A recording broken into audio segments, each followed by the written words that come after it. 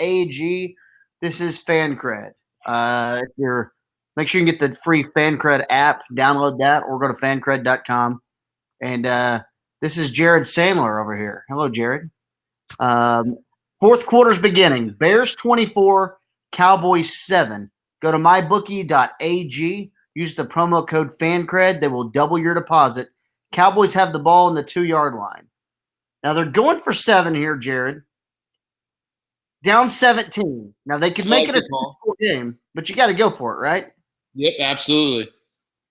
No issue with the call regardless of the result. I agree 100%. We'll see what happens. First play of the fourth quarter has happened, and Zeke is going to be probably in for a touchdown. I think he crossed the plane. He lost the ball, but he crossed the plane. Touchdown Cowboys. So that'll change things just a little bit. The narrative after halftime and then after the Bears scored on their first drive, the narrative very quickly went to, oh, my God, the Cowboys quit. I'm uncomfortable using the word quit because, Travis Frederick didn't quit. They have guys on this team who didn't quit. They're just not playing well. They're not playing fast. They're not playing well, and they're not in a very good position to play well either. That's my takeaway so far. So I want to say something. I tweeted this earlier. I'm just going to read my tweet. I'm surprised it's going down like this, but considering this whole season and ignoring expectations, there's zero reason why I'm surprised. And I just kind of have that same feeling. I know, I guess momentum a little bit back in the Cowboys' corner with the touchdown, but they're getting beat pretty handily right now. And I want to be surprised. And I think it's a lot of it's not because of anything I've seen that's given me reason to believe that this wouldn't happen, but because I'm still waiting for the Cowboys to start angling towards expectations. But we're 12 games in. This is the 13th game. I guess shame on me. It's like fool me once, shame on you, whatever the rest of the saying is. Well, whatever it is, shame on me. We're in week 14, and I'm still believing they're going to turn this thing around, and I don't know why. We welcome your comments always. We have in the comment box, leave a comment. Brady says, is this chat roulette? He said, just kidding. We need a kicker and a football team. It's interesting, I'll say this, because the Cowboys have gotten 2 turnovers. The defense has been bad, but they've gotten 2 turnovers, which you haven't seen much of this year. You go back and you make that field goal. I mean, there's a lot of ways a game can play out. But you need to make that field goal in the first half, and we are talking about a 24-17 game instead of what's still a 2-score game at 24-14. I think that's interesting. And I think there's a little something to me, having Maher on the team still is not about the points you've been leaving on the field. It's about just the other 52 guys in the locker room going, how does he still have a job? Yeah. How long is this guy going to be allowed to kill us? At some point, it's unfair to those guys. And if you're the head coach and you can't get rid of your own kicker, what's that say? I'm not trying to take things back to Jason, and there's an illegal procedure. As Mark out of bounds on the kickoff. I'm not trying to turn this into a kill Jason thing tonight. Okay, I'm not trying to do that unless it becomes warranted. But at some point, if you're the head coach of a team, can't you go in and say, GD, I'm not putting up with this guy on my team anymore. Let's try some dudes out. So 2 things on that. One, the 3 guys they tried out last week, there's no way that those are the 3 best guys out there. It's almost like they picked 3 random names to say, hey, we tried guys out and they weren't better than Brett Maher. Well, no crap, those guys weren't. There's a reason those guys aren't in the NFL, but there are some guys who have NFL experience, legit NFL experience, who are available. And the other thing is, I think a couple years ago, KT, Mason Crosby was having a horrible year, and people were wondering whether the Packers would get rid of him or not. And they held on to him, and he's been just great since. It was just a bad stretch. Mason Crosby had almost a decade of experience and track record. It's not like Brett Maher has any legitimate track record of success. That's the thing that's baffling me. It's not like it's Adam Vinatieri, who's struggling this year, but has been arguably the most reliable kicker ever. It's not like Mason Crosby, who has been incredibly reliable. Or how about a former Bear who had a tough stretch with the Bears at one point, Robbie Gould, who's one of the best kickers in the last 20 to 25 years. Brett Maher's not that guy. I don't understand why there's such a long leash. He was bad last year. He was bottom third of the league in kicking. You need to be at least 80%, and he wasn't good last year. Mark says Maher's the worst kicker in the league, still has a job. Love and miss hearing your voice, KT, and you too, Jared. It's almost baseball season. Well, you can hear us here on FanCred. Pretty much every Cowboys game, fourth quarter live, we do it. It's brought to you by MyBookie.ag, where the promo code is FanCred, and they'll double your deposit. I do think it sucks when you do get a little burst of energy when you score, and you do make it 24-14, and you immediately need a stop. And field position has not been good for your team all night long, and then your kicker kicks it out of bounds and gives them the ball to 40. It's a beating. Yeah, that's maddening. I mean, right, you can – let's say he kicks – it's a touchback. You can give up 2 first downs, 3 first downs, and you might at that point not get good field position, but they're nowhere near field goal range. Now you give up 2 or 3 first downs, and they're in field goal range, and you look at where they are now. I mean, they're about to score a touchdown, it seems like. It's become quite clear as they completed a pass down Robinson. It's become quite clear that Cheeto does not play the ball. And there's another chance of a ball that's Trubisky's thrown some balls that there was one that Jalen Smith had a chance at. Yep. And Cheeto right there not playing the ball. He just doesn't play the ball very well. It's just the defensive issues are totally there. And their inability to contain Mitch Trubisky tonight has, been a huge issue as well, just like Josh Allen last week. And there's Trubisky scrambling, and he will score a touchdown, it looks like. So that'll put the Bears up 30-14, and you're back to a 3-score game if they make the extra point. And that's kind of the story of this whole deal, right? Offense has not played complementary football. Defense has not played complementary football. But, Jared, I want to say this, and I don't want to be a jerk, man. I want to say this, tonight's game doesn't really matter. Yeah, it doesn't, yeah. And this Rams game doesn't really matter. I know you want to go win, and I know that when things are as crappy as they are and it feels like the sky is falling and we are talking about, man, are some of these guys quitting on the team? The only game that's going to matter here is going to be Week 16, and then you're going to have to win Week 17 after that. That's the way this is going to work out because the Eagles are having a similar situation. And that's probably no way for those guys to look at it, but if you really want to rinse this thing off, I personally want them to make the playoffs. I personally believe that Jason Garrett is gone no matter what, so I'm not a believer in, I just want to lose, so Jason's fired. Jason's going to get fired either way, so you might as well try to win games. Jason's getting canned. I do want to go to the playoffs. I do think that's something where, we get all emotional after the Thanksgiving game. We get all emotional after tonight's game. Week 16 is the game I'm going to be pissed at if they lose. I'm okay right now. I'm not even, mad. I don't know how Cowboys fans feel about that, but no, I'm sitting here going, this game doesn't matter. That's I'll win, but so I don't know.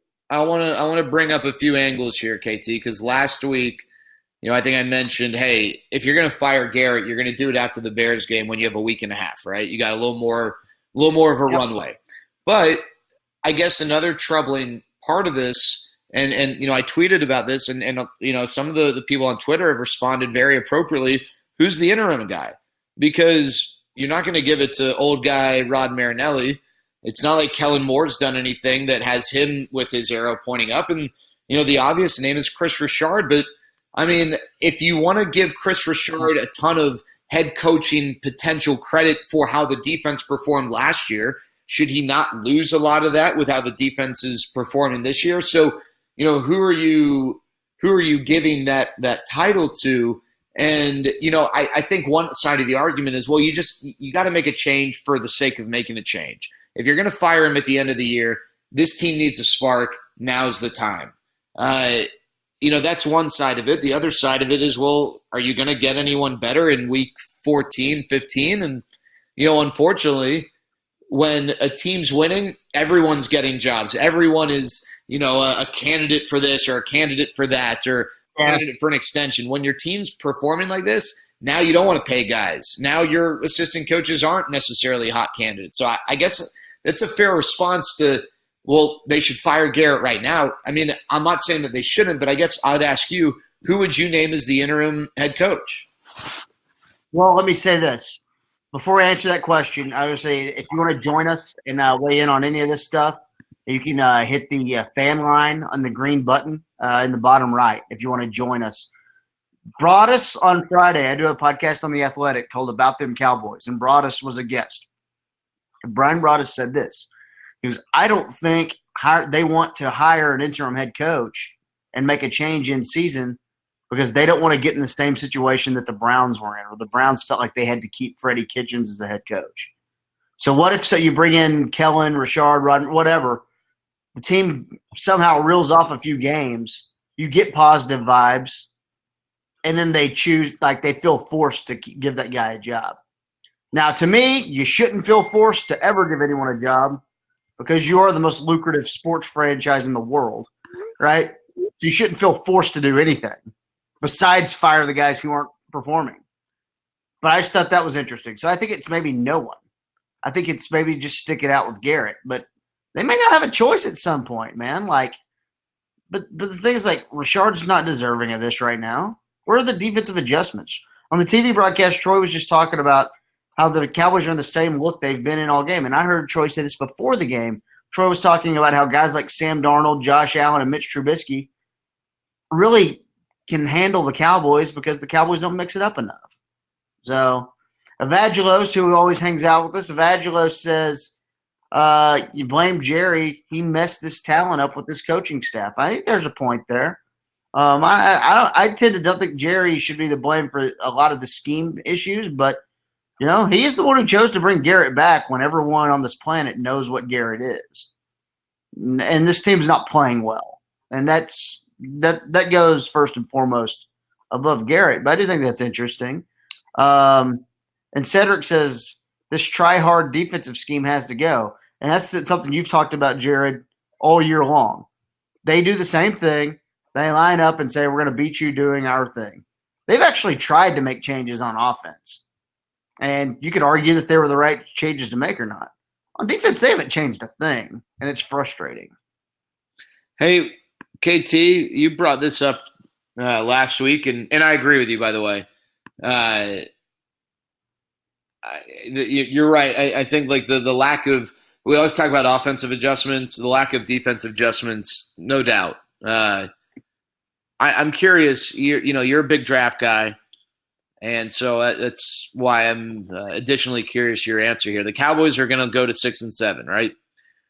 Would you rather them lose out and go 6-10 and get a top 15 draft pick, or would you rather them get in the playoffs and then get their ass kicked in the first round and see you later? I think I would rather them go on a run. I'm not worried about the draft. With the draft this year too, you're not going to fix anything. The talent's all there to be a winning team. I want them to go have playoff experience. I want them to go win games, So I'm more in on that than anything else. And then let me ask you this about the draft, just quick sidebar to that. So Taco was a bad pick. Oh, did I lose KT?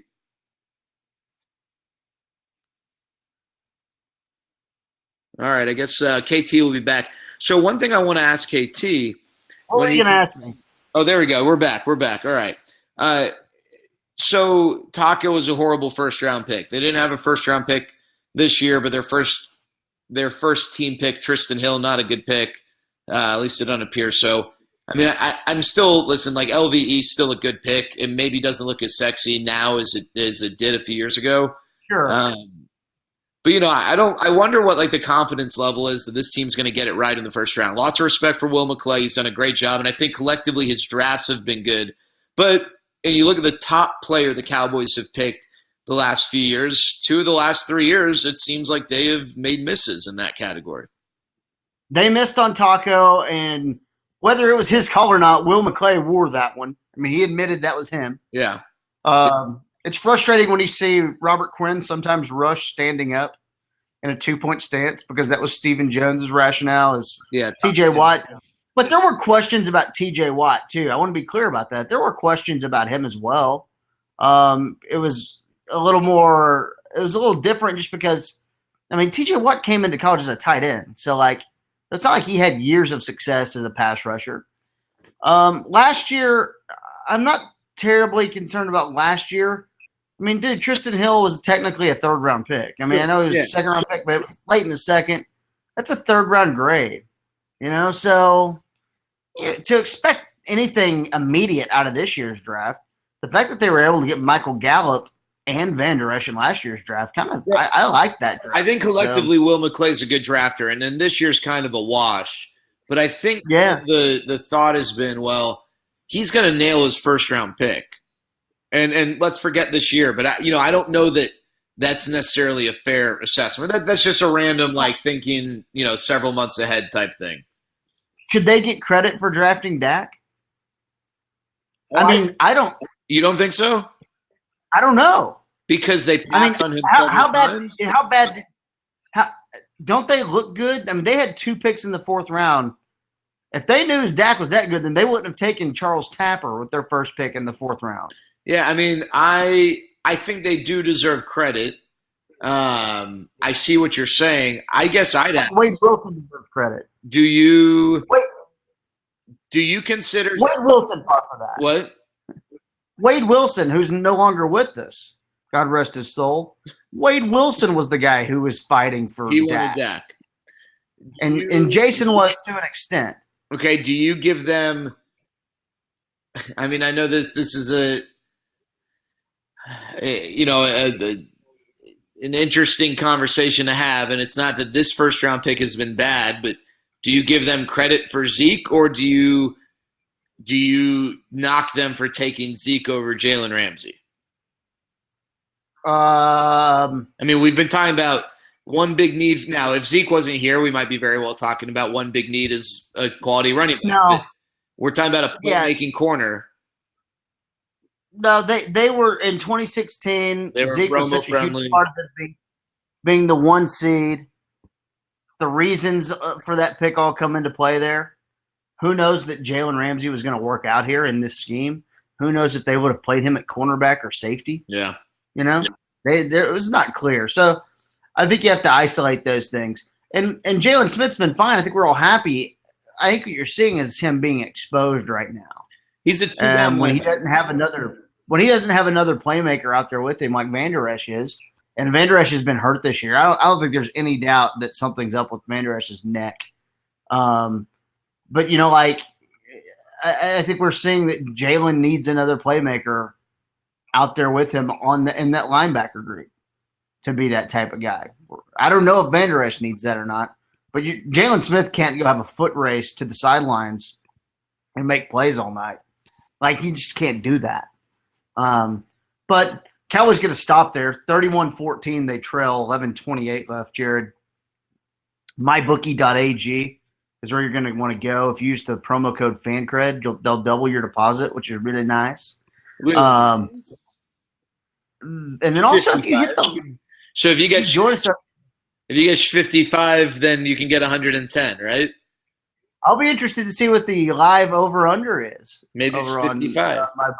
It could be 55. Also, the green button on the bottom right if you want to join us and sound off. I know there's a lot of people who are very angry, who are very, very mad because of what's happened. I can't – Am I being too easy on the situation, Jared, by saying that tonight's game doesn't matter? Well, no, because you're right. I mean, and before people want to say, "Oh, what do you mean it doesn't matter?" I mean, what you're saying is it's not like the percentage probability of the Cowboys winning the division drops significantly by losing this game, just with the context. And really, I mean, the Eagles had a chance to be in total control of this division. In a moment's notice, having total control of this division, and they blew it by losing the Dolphins. But I think the other thing, too, is, KT, it's the same song and dance. I mean, it's kind of tiring to just keep saying the same things over and over and over. So, I don't know. I mean, I don't blame you for, not wanting to be incredibly angry because it's there. It's not that you're not frustrated. It's not that you're defending them. It's just gosh, how long can you keep saying the same things and feel like you're entertaining yourself by doing it? Hey, Jared, I've got some breaking news. The MyBookie.ag over-under right now Is where you can put your promo code FANCRED in there and double your deposit. The over-under is currently 55.5. Woo! Woo! Let's go. 55. I love it. Fun. MyBookie.ag. 2-7. 14 Oh, so stupid. So stupid. 55 is my favorite over-under. I hope people know what we're talking about. If you'll look up the great song 55 by Group X tonight after the game. But hang out with us, and if you want to join us, leave some comments in the comment box. Also hit the green button on the bottom right. 31-14, Jared, is there anything that you want to see from this team tonight that would change any type of feeling where you are? Do you think they've quit? Is that a fair thing to even talk about? Where do you stand on that type of stuff? So I think that I don't really buy into the idea that on Sundays, or I guess in this case on Thursdays, you quit. I don't think these guys, when the game is actually playing, quit. I don't think that Xavier Suafilo gives a half-ass effort blocking because he's just over it. He just gets beat because he's not good. I don't think Tyron is just giving a half-ass effort. What I think can happen is that midweek, all right, the days leading up to the game, you lose focus, you lose the commitment, you lose the motivation because you're either distracted by all the different narratives that are being spun, you're disappointed in the performance, you're not motivated by the coaching, whatever it is. But I think the difference can be the days in between games, because I don't think Dak's back there like, oh, I'm just gonna kind of like half-ass this. Same with the defense. But I do think it's the time in between games, the preparation, those key days where you can lose some of that edge. I agree 100%. And I think there's a lot of guys who have been here for a long time now too, where you kind of know what the message is, and it becomes very easy to gloss over things when you know what the message is. Got some questions from the comment box here, Jared. Is the Cowboys there's a pass to Amari Cooper. We may talk about Cooper here in a minute, but Shelby says, do you think Jerry will make the new coach keep the same staff or let him bring in his own? Well, let me answer that quickly. Whether, aside to what we think is going to happen, what should happen is you can maybe say, hey, I'd like you to keep or find a role for this coach and that coach. But it can't be the offensive and defensive coordinator or either of them. If you're going to bring in a new coach, you need to let the new coach build his staff. That's how you get a coaching staff to work well and to succeed, because then you've got guys who are all on the same page, as opposed to a guy from this regime who might have loyalties that are no longer a part of the organization and all that stuff. There's also going to be two types of guys. You're going to have one type of person who's going to be giddy about getting the job of the Dallas Cowboys, or two, a person who's skeptical about how much Jerry and the Jones family will meddle with what they're allowed to do. Matt Rule at Baylor, who I'm not somewhat crazy fan of, but I think you have to admire that he's done a good job at Baylor. One reason why he didn't go, he was going to go take the New York Jets job, or was going to consider it, and the Jets said, no, you can't bring your staff. And then they got stuck with Adam Gase, and then the Jets ended up firing their GM because the GM was basically trying to say no to bringing in their own staff. I think it's very interesting, and that could prevent some good names from coming here if you're not allowed to bring some of your guys. Cruz says, can they hire Rivera in the offseason? Speaking of Ron Rivera of the Panthers. I mean, I'm sure they could. I want to go a little more sexy than that. I think you're kind of getting the same thing in Ron Rivera, to be honest. The same type of thing just from a defensive standpoint.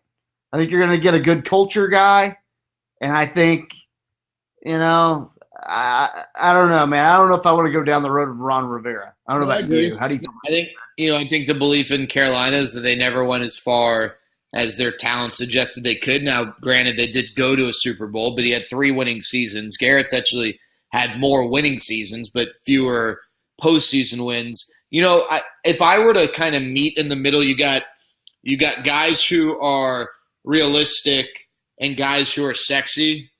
Like a Lincoln Riley, and not that he's not realistic, but like Lincoln Riley. I mean, I've heard people throw up Belichick and Saban. Not going to happen. But Lincoln Riley and Urban Meyer, those are like really sexy names.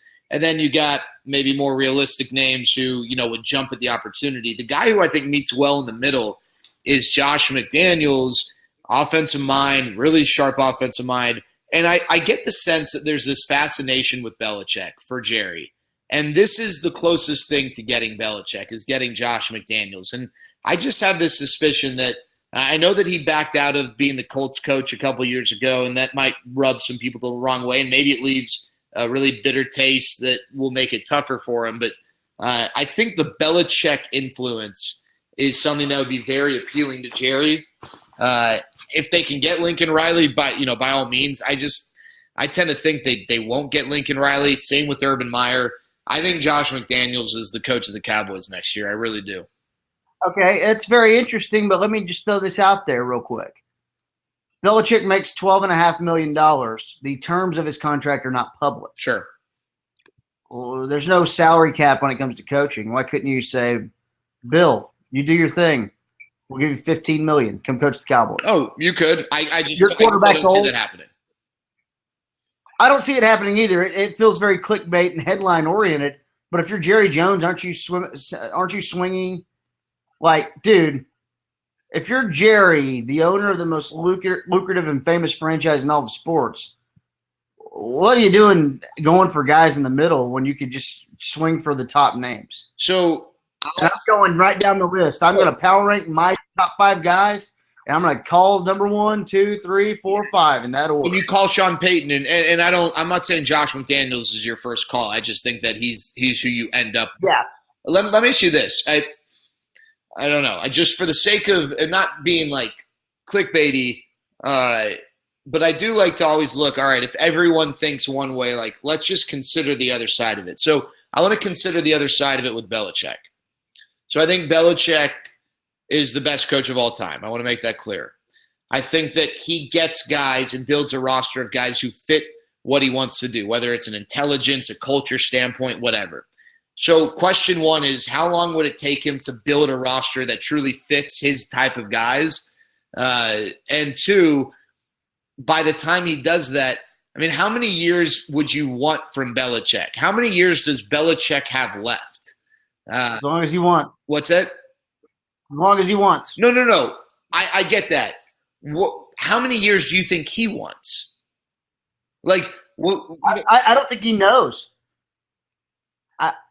Don't you? Because the fact that the terms of his contract are not public tells me that he's probably on this, like, do what you want deal. What would be more surprising? If in 2020 Bill Belichick's coaching the Cowboys, or if in 2020 Bill Belichick is not coaching anywhere and he's just decided he's done? Not coaching anywhere. You think that'd be more surprising than him coaching the Cowboys? I think there's a small chance he's the coach of the Cowboys. Interesting.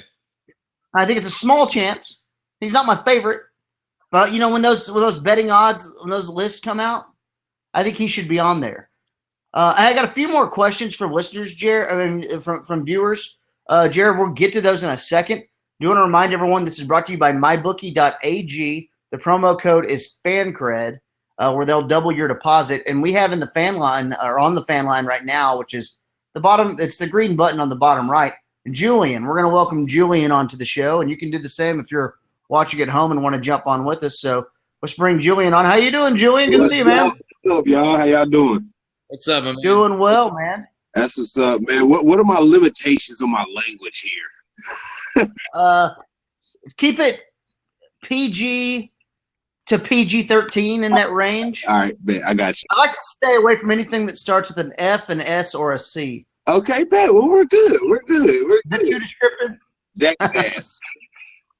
Yeah, it's been a rough day for Dak. I mean, it's not even just it's been showing all season. Yeah, he's number 1 in the league, but it's been showing all season and all throughout his career. Short throws on wide open dudes. That Amari Cooper pass where he was literally wide open with one man to beat for dang near a touchdown. That dang near killed my Dak hype. That brought me from about 35, 38 mil to only one to pay him 20, somewhere in the 20s. You know what I mean? Like, because an average quarterback can make that pass. And he the Amari. What's that? Yeah. Well, I think it's interesting. The last 3 weeks have been terribly concerning. And what's the thing that's the correlation you put with that is that Amari Cooper is not 100%. True. And Amari Cooper has not been the Amari Cooper, and Dak needs that. Now, Troy Aikman needed Michael Irvin. So, like, it ain't going to stop me. Like, I'm going to pay them both. Yeah. That's what I have. I'm going to pay them both and take my chances and hope that I can put these guys in better situations going forward. Most definitely. That being said, I'm going to leave y'all, KT. I miss you. Most def. You know what I'm talking about. And you keep it pushing, baby. You too, Jared, baby. I love y'all. And Solo, I'm going to holler out. I'm peace out, man. Rock on, Julian. It's good people right there. Known Julian for a long time. I'm not as down on Dak as he is, but I do think these last 3 games are concerning, and the next 3 games going forward. And by the way, Patriots, Bills, Bears defense, those are all really good defenses who each of them have one really good cover guy in Fuller and Tre'Davious White and in Stephon Gilmore. Not making excuses. Dak's got to be better. He is missing and some open throws. He's not looking comfortable. Hey, I will say, I don't think the Vikings defense is as good as maybe their expectation was, but they've got a really good cover guy in Xavier Rhodes, and Dak did okay against them. But, man, it just – the tide's turned, and you're going to face – if you make the playoffs, you're facing the 49ers or the Seahawks, and it's not like those defenses are walkovers. Now, the 49ers defense might be the best in the NFL. The Seahawks defense isn't what it used to be, but I'd still say it's a defense that can be challenging at times. So, that's the other thing too, Tiz, is like, I understand the sentiment. I'm a fan that's like, if you can get in the playoffs, I love the emotion and the energy and just the possibility of being in the playoffs. I get, especially in the NFL, maybe NBA getting in as an 8 seed, unless you haven't been in the playoffs for a while, that doesn't really do it. But at the same time, it's like, I want to believe that the Cowboys fit the category of a team that can go on a run because it's a single elimination format and anyone can go on a run. But there's just nothing about this team that makes me believe to any degree of like viability that they can go on a run. I mean, they struggle in adverse conditions. They don't do well against quality defenses. They don't have a coaching advantage at all on a weekly basis. And we're here, and they're going to likely be an 8-8 or, maybe a 9-7 playoff team. It's just the same stuff over and over. So I don't know. 7-9, yeah. They could be the embarrassing 7-9 playoff team. And the last 7-9 playoff team won a playoff game, right? I wouldn't be surprised if they did. Yeah, the Seahawks beat the Saints that year. This is where, again, tonight just doesn't matter to me. And we have the fortune of that because the Eagles lost to the Dolphins. But, you want your team to do well, but tonight doesn't matter. Hey, check out this question, Jared from Brady. Does Will McClay stick around if the head coach goes? Or are those two tied together? I would say no because Jerry and Steven have worked really well with Will McClay. But you're saying no, they're not tied together, not no, he doesn't stick around. Yeah, I think he stays. I don't think they're tied together. But I agree. There will be dudes who are tied to him. Dudes who have been there for a long time. That's definitely a thing. Cowboys had the ball down by 17. The over-under on MyBookie.ag is still 55.5. Oh, yeah. So, how about this from Sack Attack? Do you think Mike Tomlin would be good here? You know what? I'll say this. I think that Mike Tomlin is showing this year that he is a really good coach. I've been a fan of his. I think that, he kind of ran into this things we're saying about Garrett. He's been there for a while. He's had a lot of the same core of guys, and maybe the message just was running thin. But, I think what he's done with really, to some degree, new blood, fresh blood this year is really impressive because his quarterbacks have sucked. Even Ben, when he was healthy, wasn't that good. They're a winning record. I think that they probably go with a younger, more kind of either a super like big name like Urban Meyer or Lincoln Riley, but I mean, I think Mike Tomlin's a really good coach. I think that you get better with Mike Tomlin here. No, I think so as well. There's Dak just missing a read. He had a wide open Amari Cooper, and he threw it to Witten in double coverage. Just very frustrating. Dak's had a bad night. Tomlin, in our week one, me, you, and Jeff Kavanaugh power ranked the hot coaches in the NFL, and Mike Tomlin was near the top of our list for good-looking dude, hottest NFL coach. So that's interesting. Ashton says, been a Dak supporter as long as he's been here, but I don't know how to feel anymore. What about Dak? I still think Dak's the guy. I don't have any hesitancy in paying him, or Amari Cooper for that matter. Assuming Amari Cooper is not seriously injured, he's still out there, making plays every once in a while on this drive, even though they're down by 17. I just think this is a stretch, man. I think it's a bad stretch of games, and it's not just him that's having a bad stretch of games. It's everyone. You'd like to see him play a little bit better. Let's see here. Yeah, still 55.5 the over/under. MyBookie.ag. Promo code FanCred, and you go to MyBookie.ag. Just type in the promo code FanCred. If you want to put some money down, they'll double your deposit just like that. So, I think I'm interested in what like Rod Marinelli's got to be gone, and I don't think this means you move from a 4-3 to a 3-4. I'm okay with Richard staying. I just want something different with him. I was a big fan of Eberflus staying and being defensive coordinator, but they had to let him go because he didn't want to take over for Rod, and they didn't want to let Rod go. But this whole get up the field scheme is so 2000, man. It's just not. You have to change. There was a good article I read a few weeks ago about scheme changes since 2010 in the NFL, and that's where I kind of go, yeah, there's been so many scheme changes that you have to keep up, otherwise you get left behind.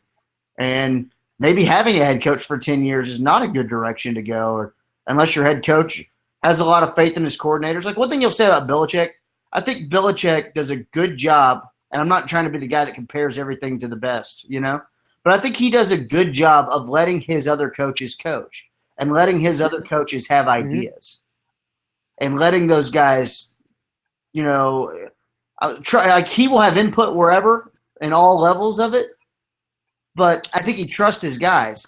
Do you think Garrett has input in everything, and do you think he trusts his guys all the time? Because I really don't. No. I mean, I don't. I agree with you, and maybe this is an unfair example because Kellen Moore just got his driver's license and was getting elevated into a bigger position. But, I mean, do you think that he's just given Kellen Moore the freedom to do what Kellen Moore is capable of doing, or do you think that it's been some awkwardly fitting amalgamation Kellen is of a ideas? guy who is on the side admitted that he follows and knows analytics, but they go against some of those things quite a bit. Now, you could have the argument, are they better just being a running team and not try to turn into this passing team like they did this year? I don't know. Was playing the Giants, Redskins, and Dolphins and throwing all over those teams bad for this team in the end? I don't know. I really don't. Is this offensive line, who's paid as the top offensive line in the NFL, the best offensive line in the NFL? I surely don't think they are. I think there's a lot to be wanted there. There's another question from Shelby, and I like this one. It looks like we got a touchdown pass. Is that Dak to Amari Cooper in the end zone? Yeah. That ought to change things a little bit and get us closer to the over-under right there. That'll make it 31-20, down 11. You know what I'm doing here, Jared? What are you doing? Yeah. I'm trying to make this a 9-point game, and I'm trying to win this game 32-31. This is from Shelby. What do y'all think about Kellen Moore and his play calling up to this point in the season?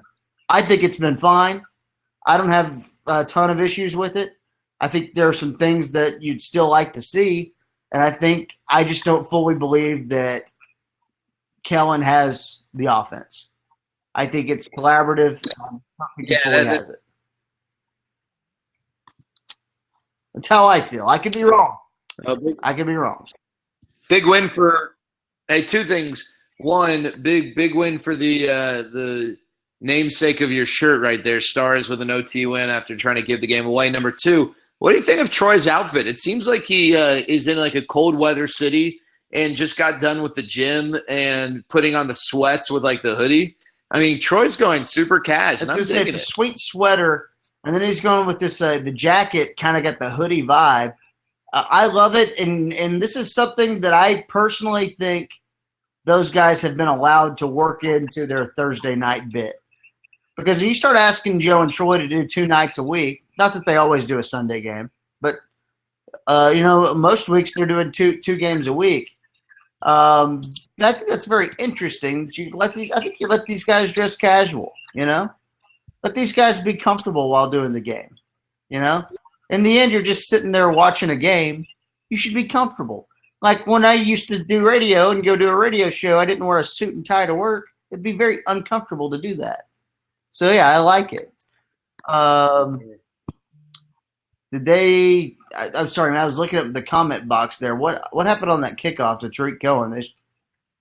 They did like a little line drive pooch that I think it was like Tariq Cohen was able to jump up and get, and then they kind of angled him out of bounds. I was unclear what the end goal was. Maybe it just didn't bounce right, but it was not an onside kick, but it was not a terribly effective strategic kick opinion either. Coming. A lot of hardcore football people will tell you that I'm a moron, but given the way this defense is played, I would have onside kicked right there. And I know the percentages are not great, but I would have gone for the onside kick right there just to try to keep the ball because I don't trust this defense to get a stop. Now, we'll see if the Bears go uber conservative and the Cowboys maybe are allowed to jam up the box. In fact, they do get a stop right there on 1st and 10. Like, if I'm going to squiv it, I'm just going to kick it out of the end zone if I can and try to, give them the ball at the 25. Cowboys take their first time out at 4:19 left. 4:19. I'll keep going here. Sack Attack says we're going to win tonight. Just hold on. He's been saying that. He said we still got this earlier. So Sack Attack is gets some pretty interesting comments there. I don't know if let's see, Dak 21 of 41, touchdown, 2 sacks. Zeke 19 carries for 81 yards. I mean, he would have had 25 carries for 100 yards if they weren't behind so bad. There's another stop right there as the Bears do go hyper-conservative. Cowboys will burn their second timeout with 4:14 left here. It's a 3rd down coming up. One thing that I would say is I don't think this Cowboys team, and we talked about this in the playoffs last year when they got beat, I don't think they're a very good tackling team. And maybe it's easy to say on a night like this, but go watch the Bears. They don't miss tackles. The Patriots don't miss tackles. The Cowboys miss a bunch of tackles too, which is kind of frustrating. And maybe there's just not enough talent on the roster when it comes down to it. Maybe it's one of those deals. 3rd and 9. Got to have a stop. Got to have a stop here. We got to stop here. We're in business. And I can't help but think about that missed field goal in the first half that would make this be a 1-score game right now. Yeah, that was not a 55-yarder either. I mean, that was a bunny. Swings it out to Horstat for a first down. Man, what a backbreaker. Oh, it sucks. So frustrating. So frustrating. They're not going to do anything head coaching wise, right, Jared? They're not going to fire. I mean, what do you think of Rodgers' theory about not wanting to hire a guy this year? About waiting another year? We're not wanting to hire a guy for the next 3 games or 4 games. Yeah, no. That's kind of what we were talking about earlier. I definitely think there's something to that. I think if you really loved one of the assistants on staff, I think you'd say, hey, why don't you take a shot at this just the last few games? But I think it's an indication that they don't and that they're not really excited about bringing someone else in and just waiting until the offseason when the pool is much wider and they can do a little recruiting. This is going to be one of those games where the box score doesn't tell you the full story. If you look at Amari Cooper, 6 catches, 83 yards, and a touchdown. Michael Gallup, 5 catches, 92 yards. And you just go, yeah, that's not how the game played out, though. You let Mitch Trubisky dunk on you all night. The Bears aren't a bad team, by the way. But that's kind of the whole point. Your inability to beat a team like this on the road, do something like that. Jackson's going to weigh in here. Here we go. KT, in all seriousness, if there was some crazy scenario where you somehow got the chance to take over Jason Garrett's job, do you think you could do a better job with game and clock management than him? I think I would do a worse job at game preparation during the week, at owning a locker room, at working those long hours, because I would fall asleep in the middle of the day. But when it comes down to purely game management, field position, game management, stopping the clock, using your timeouts correctly, yes, I do think I could do a better job than Jason Garrett. And I think a lot of people could do a better job than Jason Garrett at that. And you know what? One thing you would do, KT, because you're smart and you're not living in a previous decade, you might even hire a guy whose sole purpose on your staff is to provide you with logical, strategic ideas as far as game management is concerned, so you can focus on other things like some staffs are built. I hate to double plug my podcast about them Cowboys on The Athletic, but I want to throw this out, Jared. I was talking to John Machota about this the other day. Father John Machota. Some people call him the Machete. He's from Detroit. He always talks like this. Oh, crap. It's been a bad game. Oh, the Lions are so bad this year. But one thing that I was going back and forth with him about, I said, dude, if Sean McVay can have a get-back coach, a coach who keeps him off the field because he's too intense and doesn't know where he's at on the sidelines, then the Cowboys can hire an in-game analytics coach.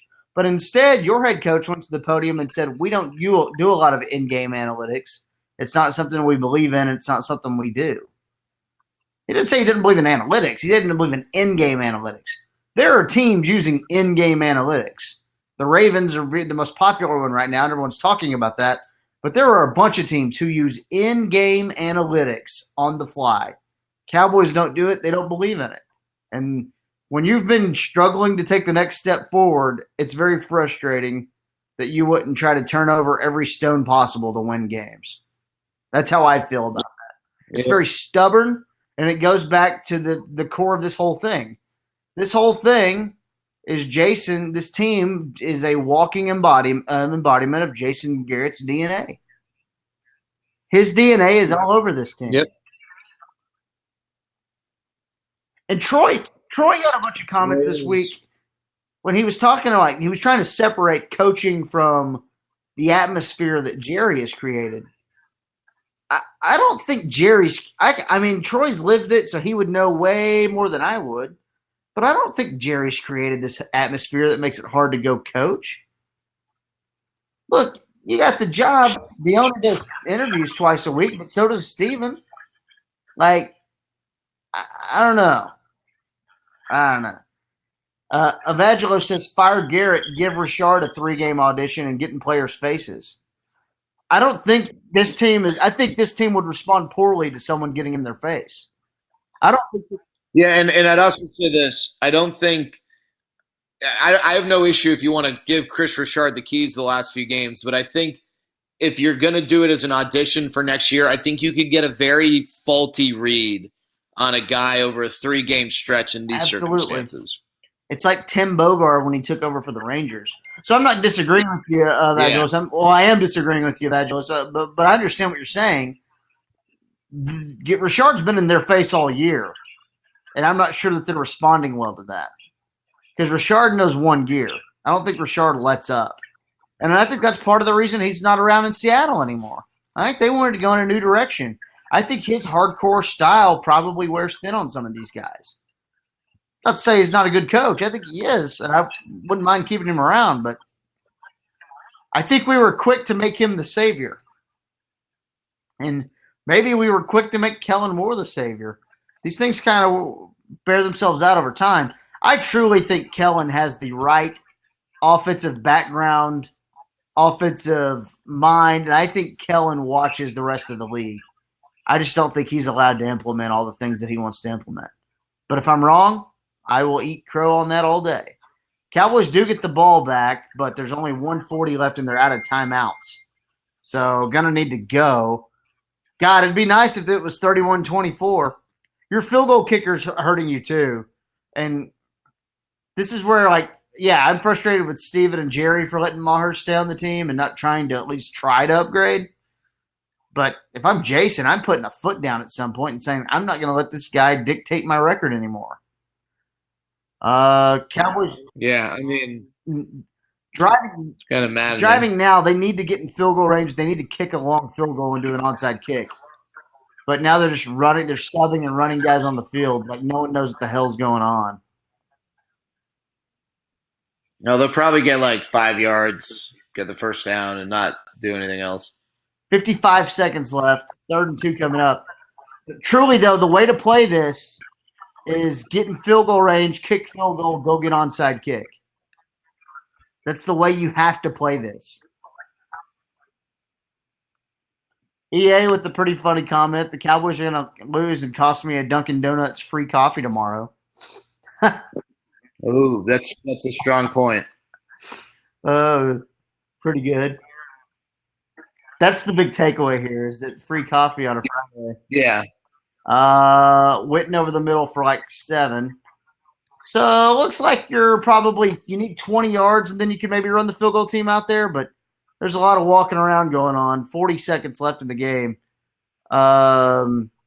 If they get the field goal, Jared, that would make the over-under, though, which was 55.5 at MyBookie.ag. That would get the total to 55 or 55. 55. At one point, it was 55, so that would get some people their money back. 31 seconds on the clock.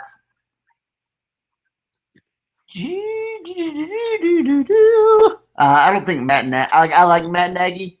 I think Matt Nagy is one of those guys who should just be an OC and not a head coach.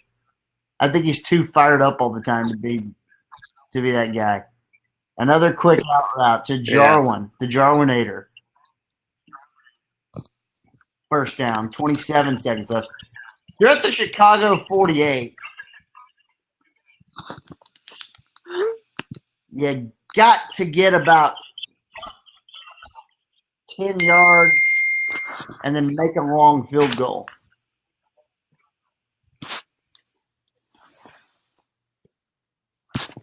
And again, 3 points is everything right now, man.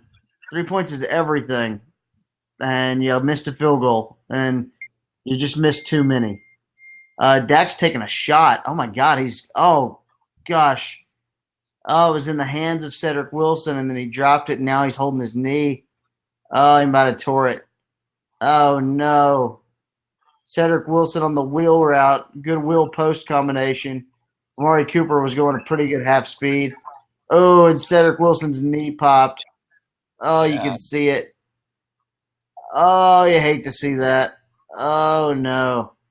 Man, that ball was in his hands, too. He probably should have caught it. Oh, God, he awkwardly landed on his knee. Now, I wonder if it was his left knee is the one that he hurt in the past. But that's probably going to do it for his season for sure. Oh, brutal. Let me look that up. Cedric Wilson, torn ACL. He tore it in the past, right?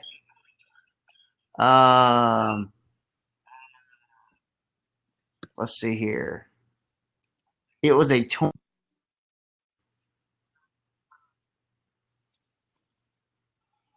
Oh, I guess I can't find it. Oh, it was a shoulder injury last year. Sorry. But I thought he tore his ACL, and That's all. Maybe I'm wrong. Oh, man. You're right, though. I mean, that really wasn't a bad pass. I thought there might be 6 there. It's just, he had a chance to catch it, but, he probably gets tackled in bounds, and there's probably not enough time. to really get down and score or whatever. It's just it's a beating. Really felt like that was a bad knee injury, though. I hate to see that happen, especially in what I think we could technically describe as garbage time. 31-21, Bears lead. Trubisky, 23 of 31 for 244, 3 touchdown passes, 115 rating. David Montgomery, 4.3 yards a carry, 20 carries for 86 yards. The one that really hurt you today was Trubisky, 9 carries for 64 yards. He had about 80 yards coming into tonight's game rushing. 7 yards. 7 yards a carry right there. Now, basically, Tariq Cohen, 6 catches, 24 yards. Allen Robinson, 5 for 48, 2 touchdowns. The Bears hurt you in a number of ways today. Cobb makes the catch, and he gets out of bounds at the 13. There's 12 seconds left, and they're going to – So now you kick the field goal, You're going to right? kick the field goal here and make it 31-24. And you get to 55. Yeah, that will get the over-under to 55. But it was 55.5 at MyBookie.ag, where the promo code is FanCred. So if you wanted to put $100 down, all you got to do is type in the promo code FanCred, and all of a sudden you'll have $200 to play with. Big weekend this weekend. We've got championship week in college football. A lot of big NFL games. That New Orleans-San Francisco game should be fun. Chiefs-Patriots, some big games on Sunday. Of course, Giants and Eagles on Monday night. So a lot of action that you can mess around with at mybookie.ag. Maher is good, 31-24, 8 seconds left. So you can recover an onside kick and throw a Hail Mary. Those are your options. Those are your only options. What a beating. 6-7 is what your record will be unless they pull off the improbable. Improbable? Unprobable? Improbable. Earlier you said something. You said maddening. Is it maddening? Maddening. I thought maddening is where you take a selfie while you're playing Madden. A new thing. Maddening. I also try to say unfathomable, but I struggle with that one. That's a tough one. Unfathomable. I am no wordsmith either. Well, you know some good words. You're a play-by-play guy. So are we going to get Anthony Rendon or what? Let's do it. I say we throw a party, and maybe we'll get a pizza party, and he'll want to join. Bears take timeout on onside kick. Unnecessary timeout. We're going to line up, and everyone's going to do the same thing they were going to do before they called this timeout. Zach Martin still looks like a beast, though. I think the Connor Williams injury, he's their best. I think the Connor Williams injury does hurt him, though. I think Suafilo's not that great. Downgrade for sure. I thought Joe Looney could play some time. Good guy. Here's the onside kick, which I will not do play-by-play of. And the Bears have it. So that is the game. Just like that. Bears 31, Cowboys 24. They'll take a knee. And the Cowboys are 6-7. And so here's what happened 2 weeks ago in New England. Jerry was very critical of the coaching. Last week, he was very, I would say, put a Band-Aid on the wound guy. Talked for 25 minutes. Teared up a little bit. In a way, kind of made it about himself, which was kind of needed because everything had been aimed at Jason's forehead. I'm interested to see how Jerry handles this one tonight. Another bad loss on national TV. And make no mistake about it, Jerry takes that stuff personally. I wonder what the locker room is going to be like. They were yelling last week.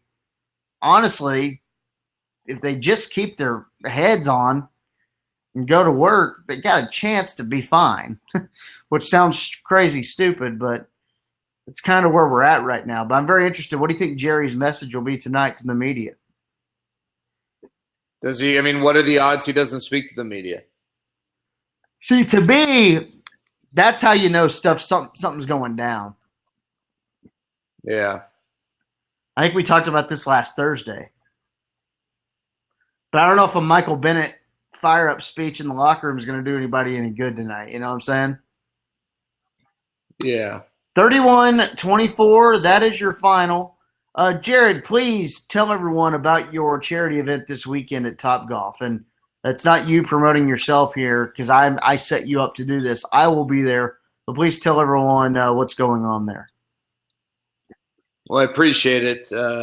Definitely raising money for the Cowboys to get a new coach. Yeah, I appreciate it. So at Topgolf in the Colony, we have our third annual Swinging for a Cause event, raising money for kids with disabilities, physical and intellectual, with the hope that here in the very near future, we're able to raise enough money to really make a difference in a big way by helping to attack a big need for these kids. And it's something hopefully I'll have the green light to share more information on in the next few months. But tickets are sold out. Guest tickets still available. But we'd love for you to at least check out the auction. Just go to 1053thefan.com/Sandlot. We got some really cool auction items and autographed items, experiences, stuff for maybe the misses. You want to do some holiday shopping. There's some really cool stuff on there. And hopefully people will check it out. You don't have to be at the event. You don't even have to be in the state of Texas to win. If you win something, we'll ship it to you. Don't worry about it. But all going towards a cause that's special to me. Important to me, that's kids with disabilities, and trying to make their lives better and give them an opportunity to grow and impact It's society. a really awesome deal. I go to it every year, and I feel like I'm a small part of it in a small way. But if you go to @Jared Sandler on Twitter, all the links, and you can look for yourself. You'll see all the cool like you want to go play golf with JJ Barea, all kinds of things are on there. We have a good football night sometimes or every year where me and Jeff Kavanaugh and Brian Broaddus and Brad Sham all go out for dinner, and we have a good night doing that. Dinner with Travis Frederick. There's all types of cool things. Go follow @Jared Sandler on Twitter and check out those links and just see how you can get involved and spread. Tell your friends. Real quick, what'd you think about the powder blue for the Rangers? Love the powdered blue. It's cool. For me, I never quite understood. I mean, people got so worked up. What jersey are they wearing tonight? But I guess I realized that people want to wear a jersey, want to wear colors of the jersey they're wearing. And so now Sunday home games, the Rangers are wearing their powder blues, and they might even break them out for special occasions on the road on a Sunday, maybe. I don't know. But the home powder blues, I like some of the touch-ups to the jersey, the way that they have kind of accented the jerseys, the various ones. But big fan of the powder blues. I'm excited to see that first Sunday home game with the Rangers wearing them. What'd you think? I loved it. I thought everything they did yesterday was great. I love the ballpark dimensions being similar and also being a tribute to some of the Ranger legends. I like this legacy program that they're putting into play. I think that's really awesome. And I thought the jerseys are great. I love assigning a night to a jersey. I love Friday Reds. I love Sunday powder blues. There were some people who didn't like the powder blue pants, wanted to go white pants with the powder blue. But I like going full powder blue. I like the new scripture on the Rangers jerseys. And I like that you still have your common, the normal jersey that we've seen over the years as well, which I think look good. And also, I love adding the X on the hat. Houston has an H. Yeah. Texas has a T. Not anymore. We have the TX, and that X is over Houston. I thought that was really neat and not purposeful at all. But to me, I went, oh, little X thrown right there. I agree. So I liked all that stuff. Real quick, Jared, too, who gets in the college football playoff after this weekend? Well, so it's weird because if OU beats Baylor, I mean, that's a way better win than Utah beating Oregon, though, Oregon's still not a bad team. I think I disagree. I think Oregon's way better than Baylor. Okay, all right. Well, I guess, but based on the rankings, the committee doesn't see it that way. Well, the committee's drunk. That's fair. I'm not going to deny that. I think that if LSU wins, if Utah wins, and if OU wins, I think Utah gets in, OU gets left out. Okay. And I think, yes, Utah's not as known of a commodity. I mean, the West Coast, blah, blah, blah. It's not a blue blood program. But, OU's they've only lost one game. They've come close to losing a few others. I think that Utah has demonstrated maybe a stronger degree of dominance. I want a controversial decision because I think it should be extended to 8 or 16 games. Agreed. But I am personally on the Utah bandwagon. So I'm a Utah Utes fan. I'm pulling for them. I do not want Georgia to beat LSU because I don't want Georgia to make it easy on them. Because if Georgia beats LSU, it's easy to put Georgia and LSU in. Absolutely. And it's kind of set up. And although those are four good teams, I want Utah to win handily. I want Oklahoma to win, and I want the committee to choose Utah over Oklahoma because the Utes have a bunch of NFL draft talent. They have 6 Senior Bowl invites already. So you going to the Senior Bowl? No, probably not. Okay. All right, well, that's going to wrap it up. Cowboys lose, Cowboys lose, Cowboys lose. We're back next Sunday. That's a 3:25 game next Sunday, and that is Cowboys versus the Rams. What are the odds, Tiz, that Jason Garrett is not coaching the Cowboys next Sunday? Can I give you a percentage? Yeah, that's what I want. Sorry. I think there's a 95% chance Jason Garrett is coaching that game. That's a fair number. 5%? I'll go 94. I'll go 94 and then maybe 55. It's to the point where if he does get fired, it is about salvaging this season and making the playoffs. And it is also about like Jerry getting emotional. Hey man, don't scroll down anymore. That's disturbing. All right. Have a good night, everyone. We'll see you next Sunday on Fourth Quarter Live. Go to mybookie.ag. Promo code is FanCred. That is Jared Sandler. Go to @JaredSandler on Twitter. Check out the links. Let's touch our tips. Oh. Yeah. I'm KT Fun Tweets on Twitter. We'll see you next time for another edition of Fourth Quarter Live on FanCred. Ah.